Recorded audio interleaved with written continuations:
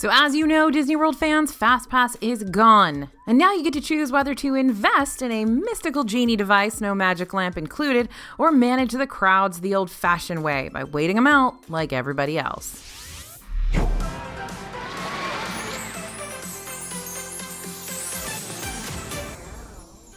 Hey everybody, it's AJ for Disney Food Blog. Since the launch of the Disney Genie service, this new planning tool has been shrouded in controversy.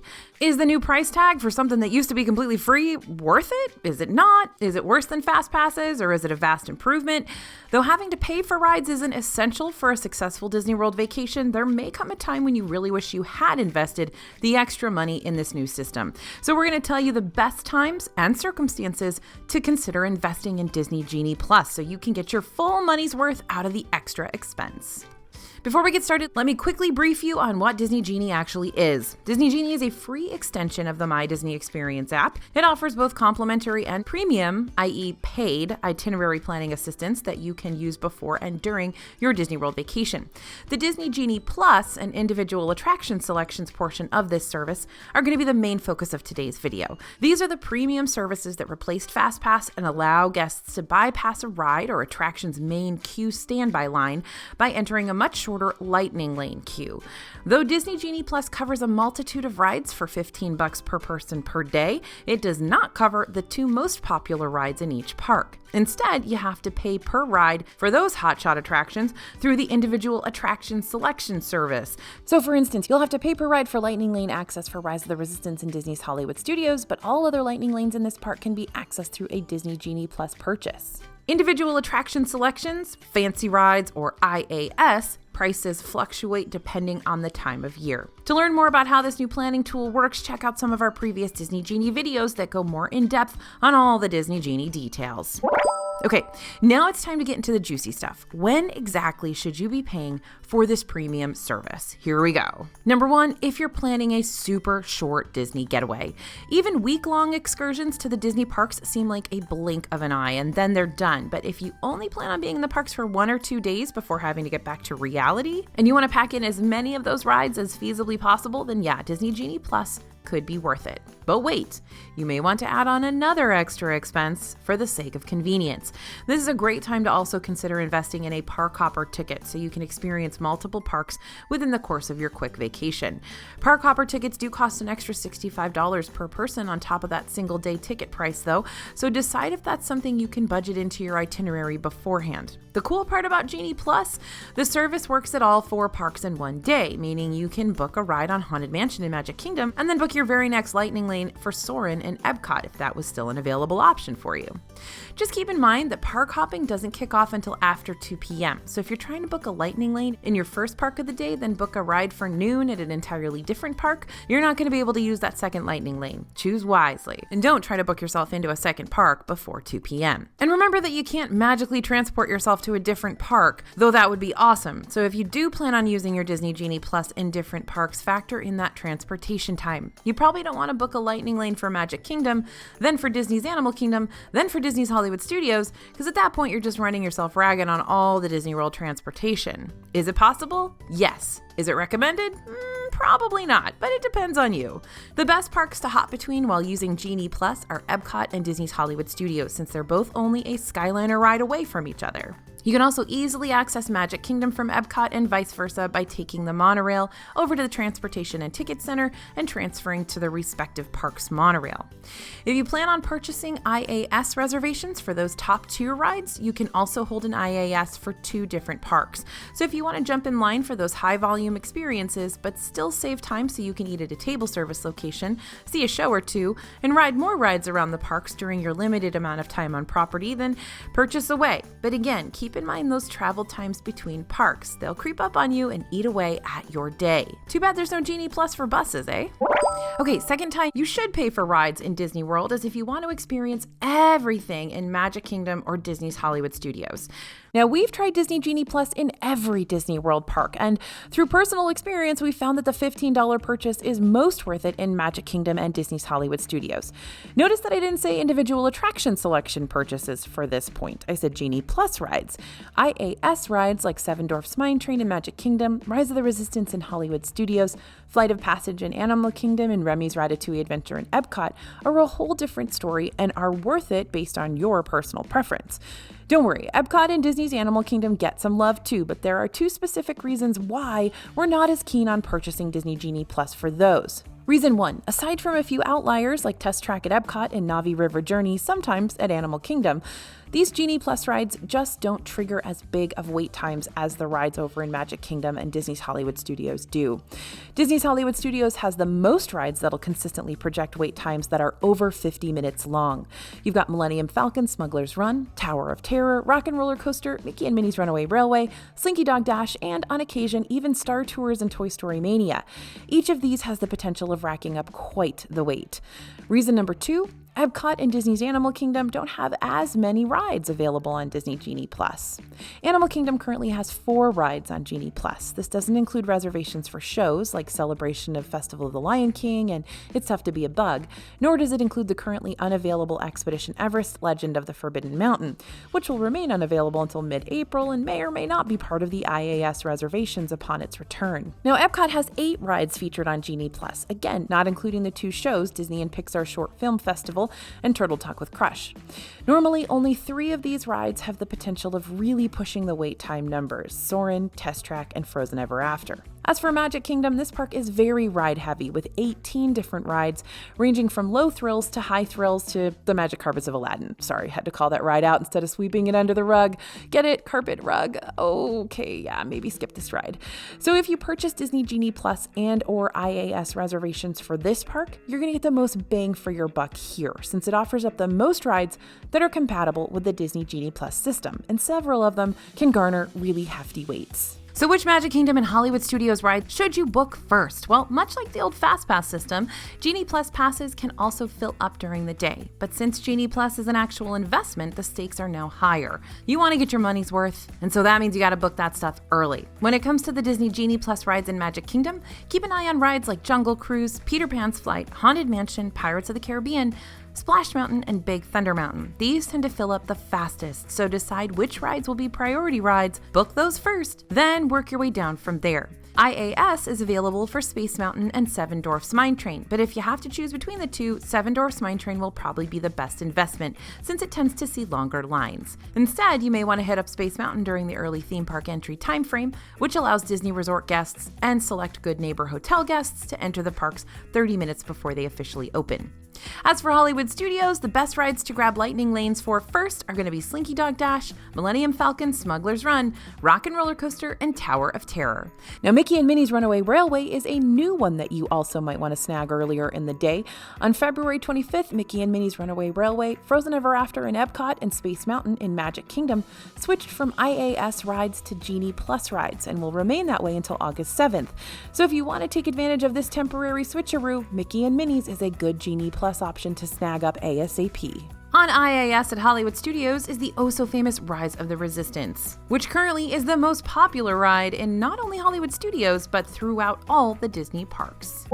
Okay, the next time you should pay for rides in Disney World if your trip is going to be destroyed by not riding a certain ride.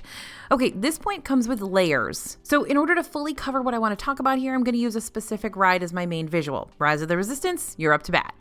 That being said, if you're not the world's biggest Rise of the Resistance fan, plug in this point with your own must-do ride that tends to rack up quite the wait times as well. For many, one of the key reasons to go to Hollywood Studios is to experience this technological marvel, Rise of the Resistance. But in order to ride said experience, you're more than likely going to have to wait and wait and wait some more. Depending on the day, this ride averages about a 2 to 4 hour long queue, and that's not just on the weekends, that's every day of the week. That means you'll be using a good chunk of your day to wait in line for just one ride. But if there's someone in your party who has to ride it or the rest of the trip will be ruined, then you might find yourself having to suck it up and endure the wait. Unless an IAS reservation comes to your rescue. Okay, but what's the catch? I didn't forget. Here comes the little layered part of my point here. You're walking a very fine line if your or someone in your group's happiness rests solely in the hands of a ride, because technology isn't the most reliable, not even in Disney World, and especially not with Rise of the Resistance, where the technical difficulties and temporary closures happen pretty regularly. That's not saying anything bad about the ride. It's an epic ride, but it has a lot of pieces and parts that it relies on to make the ride function. I think one Imagineer told me there are 27 fail points in Rise of the Resistance, and if one of those piece parts malfunctions, then the whole experience will be impacted. If you have an IAS reservation for Rise of the Resistance and your return time happens to coincide with the time the ride is experiencing a technical delay, you'll be given an experience redemption pass so that you can return and ride it when it's back online. So AJ, what if the ride doesn't come back online? Well, if you go to guest services, they'll be able to provide you with an IAS refund, which that's great and all, but you and or someone in your group might be in a pretty sour mood by then. Before you and your group travel to Disney World, it's best to find multiple reasons to get excited for the upcoming trip instead of putting all your eggs in the Rise of the Resistance basket. If you got a big Star Wars fan in the group, look into all the other Hollywood Studios offerings here. There's a whole land dedicated to this franchise after all, and it's filled with Millennium Falcon rides, create your own droid experiences, Porg puppets, and blue milk aplenty. If Frozen Ever After goes down in Epcot, think of all the other Frozen experiences you can take part in during your trip. There are meet and greets with Anna and Elsa at the Norway Pavilion's Royal Summer House. There's the For the First Time in Forever Frozen sing-along celebration in Hollywood Studios. And those Frozen sisters even make up portions of the Disney Enchantment Nighttime Spectacular in Magic Kingdom. And what if Flight of Passage is down for the count? Not only can you still immerse yourself in the epic realm of Pandora, world of Avatar, but you might be able to ride a similar screen-based flight simulation over at Soarin' in Epcot. Is it the same? No. Is there a big giant hemispherical screen? Yes. So it's all about finding multiple experiences to invest your excitement into instead of placing all your stars in one galaxy. Yeah, that one's better. Okay, next time you should pay for rides in Disney World if you're going during an ultra busy season. I can already hear you guys in the comments now. AJ, what season isn't an ultra busy season in Disney World? I feel this in my soul. January and February threw us for a loop with those massive shoulder-to-shoulder crowds this year. So just imagine what these crowds are like when school is out of session, people are off work for the holidays, and everybody who canceled their 2020 vacation is coming now. So currently we're in the midst of a very busy spring break season that DFB reporters are bracing themselves against. We've got a video covering how to handle those crowds that you can check out if you're planning a trip in the near future. But aside from spring break, you've also got to think about Midsummer, not like Midsummer the horror film, which I have actually seen, which I'm sorry that I've seen, but Midsummer as in June and July when school's out for summer, right? The closer you get to Halloween, the busier the parks get as well, with guests looking to attend Magic Kingdom's after-hours parties. And don't even get me started on Christmas crowds. Okay, actually you can, because that's part of my job. Christmas crowds start piling into the parks come the week of Thanksgiving, and they'll last until after New Year's Day. And in the case of 2022, they never went away. They're still here. So let's not forget about those sneaky 3-day holidays too, like Labor Day weekend, Memorial Day weekend. Disney also sees major crowd spikes during those short work and school breaks. Also, race weekend, anybody? Those are busy too.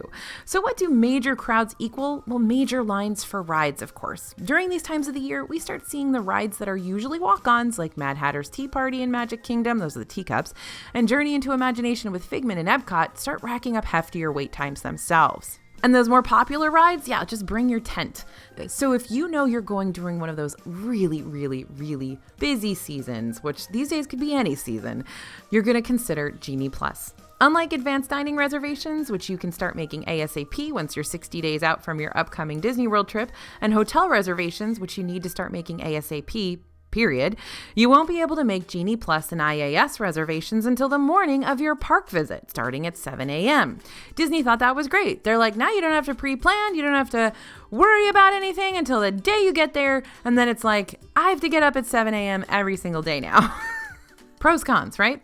So that being said, you can purchase Disney Genie Plus before your visit, so you don't have to worry about making a payment the day of, but you can't book any of your rides until the day of. Does that make sense? You can get Genie Plus for your whole trip beforehand, but you can't book anything until you get there. And keep in mind, if you book Genie Plus alongside your park tickets ahead of time, Know that you'll have to use Genie Plus the entire length of your stay, or at least pay for it for that long. If you tack them onto your tickets later on, you'll be able to choose which days you're going to want to use this Lightning Lane service and which days you'd rather not pay for it. So to clarify, book it before your trip, you have to pay for your whole trip. Every day of your trip, you're buying Genie Plus. Book it when you get there, you can book day by day, depending on if you need it or not. So truthfully, AJ, should I go to Disney during these hectic times? Well, we often mention on this channel that these high-volume Disney World seasons are ones you might want to consider steering clear of if major crowds are a no-go for you, because I don't know how many of you actually love hanging out with lots of strangers. Maybe you do, I don't know. But in reality, some people have to go during these peak times because it's fun to go during the holidays, and some of us have to go to Disney when we don't have to worry about taking extra time off of school or work.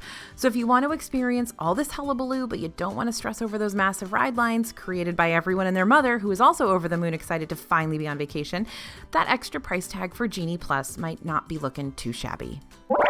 Another time you might want to pay for rides in Disney World is if it's just going to be, the two of you. Math was not my favorite subject in school. I don't know how Brienne knew that, but she put that in this script anyway, and she is correct. But that doesn't mean I don't know how to do basic multiplication. It really comes in handy during times like this. If you purchase Genie Plus for you and one other person, whether it be your sweetheart, your kiddo, your bestie, or your parent, then you're adding an extra $30 to your day. If you think about it, using $30 to get on rides quicker may be a better use of your cash than spending it on another novelty mug or t-shirt to add to your collection. Don't ask me how many mugs I have because literally the limit does not exist. However, if you're going with a bigger group, like a group of 8, 4 adults, 4 kids, how does that sound? Then you could wind up spending an extra $120 per day for this line bypassing privilege, which sounds a lot more daunting than an extra $30. If your group of 8 uses that for 4 days, you're looking at a grand total of $480 just for Genie Plus add-ons alone. The same situation applies for IAS reservations. I'm bringing back my good friend Rise of the Resistance for this one, since this ride is the most expensive IAS so far. For one ride through per day per person on Rise of the Resistance, you'll pay $15. Yep, one ride on Rise of the Resistance is the same price as over 40 plus rides featured on Genie Plus. But if you and your partner are big Star Wars fans and you'd rather spend more time together and less time waiting, then $30 might not seem like a big deal, especially if that's the only ride you decide to pay for during your trip. But $120 for your group of 8 for one ride on Rise of the Resistance? Well, that's about the cost of a single-day park ticket right there. So, am I saying big groups should never consider this pay-per-ride service? Just because you're traveling in a bigger group doesn't mean you all need to count out Disney Genie Plus and IAS for good. If you're going with a group of 8 adults, then each person can pitch in for their own privilege to use the Lightning Lanes. You'll just have to hand over money ahead of time to the person who has all your tickets and reservations linked to the same My Disney Experience account. But if your larger group has a bunch of rambunctious kiddos who get fidgety during super long waits, the $480 might be worth it just so you don't have to hear, "I'm hot, I'm hungry, this is taking forever," for the next couple hours in every single queue. So weigh the pros and cons with your group ahead of time and find out if this added expense is something that needs to be budgeted. The next time you should pay for rides in Disney World? Well, if you just don't want to stand in crazy long lines all day. This is the easiest answer to this question. It's 6 p.m. Eastern right now. I just opened my Disney Experience app. Immediately when I see the wait times for Magic Kingdom, I see Seven Dwarfs Mine Train has a 120-minute wait. Buzz Lightyear Space Ranger Spin is at 50 minutes. Jungle Cruise is 95 minutes. Splash Mountain is 75 minutes. Haunted Mansion is 65 minutes. That's 405 minutes to wait for 5 rides. 6.75 hours for 5 rides. Now, in some cases, you can still manage these wait times without Genie Plus. You can download the Play Disney app for free, which grants you access to games that correspond with the ride you're waiting for to help pass the time in certain queues. You can also use that early theme park entry to hit up rides before the opening masses come filing in. And if you're staying at a Disney Deluxe resort, you'll also be able to use extended evening hours, which grants you 1 to 2 hours of extra time in select parks after they close on certain days. And let's not forget that Disney Genie also comes with that complimentary feature that'll help you pace out your schedule for the day and give you forecasted wait times for Disney rides, but it won't keep you from having to wait in those lines unless you pay. Now, once upon a time, I'd recommend going during an off-season, like, January or February. But honestly, predicting crowd levels in off-season times right now is like predicting a week's worth of Orlando weather. You just can't do it. So if you're someone whose experience in the parks is going to be soiled because you're going to have to wind up either A, standing in lines all day, or B, having to skip some rides so you don't wind up standing in lines all day, then in fear of sounding like a broken record, maybe you really should pay for rides in Disney World. So Disney Genie Plus is not a perfect system, and I'd be lying if I didn't say I don't mourn FastPasses from time to time. But Genie Plus is what we got right now, and it's proven itself beneficial on multiple occasions when it comes to saving time waiting in lines. If you'd like to see other honest reviews from the feedback you gave us about this pay-per-ride service, you can check out the post on our DFB page. I'll link it down in the description below. With that being said, don't be afraid to reach out and ask questions. And as a reminder, make sure to watch our other YouTube videos that take a more in-depth approach to this new system, as well as all the posts on our website. There's a lot of posts on our website that will guide you through the purchasing process.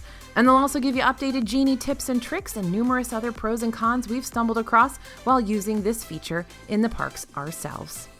So thanks for listening, everyone. Thanks for watching. I hope that helps you figure out if you should pay for rides in Disney World. As always, this is AJ for Disney Food Blog, and I'll see you real soon.